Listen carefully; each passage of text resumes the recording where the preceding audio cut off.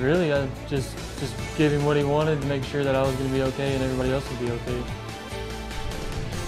A fast food restaurant worker kept his cool when a robbery suspect at the center of a crime spree began demanding money. Well, now investigators are crediting his quick thinking actions for keeping others safe.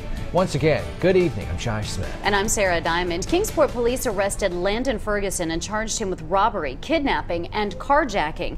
Investigators said when Ferguson got what he wanted at the Hardee's on John B. Dennis Highway, he ordered 2 women in a car to help him make his getaway. Carissa Winstead spoke with a person who won't soon forget those terrifying moments of coming face to face with Ferguson. Some eventful, scary moments for several people yesterday as they were involved in this crime spree. I spoke with one of the victims who says he's thankful to be alive today. Brendan Bevins walked into work Wednesday morning thinking it would be like any other day, but that quickly changed around 10:45. I was taking a lady's order and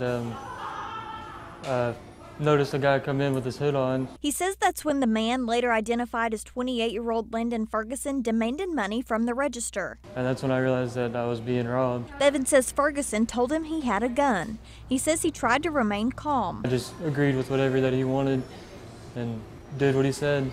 Kingsport police say right before the robbery, he had been staying at the Comfort Suites. He walked down the street to Hampton Inn and robbed the hotel. He had left there and then he had approached some people in the parking lot of Hardee's and asked for a ride, and then he had gone inside Hardee's and robbed Hardee's and then come back out and taken the people up on the ride without them realizing what he had just done. Police say the 2 people in the car were 60-year-old Angela Arnold and 80-year-old Barbara White. They were driving down John B. Dennis Highway when they noticed something wasn't right. Passed some police cars with lights and sirens activated, headed toward the scene of the crimes he just committed.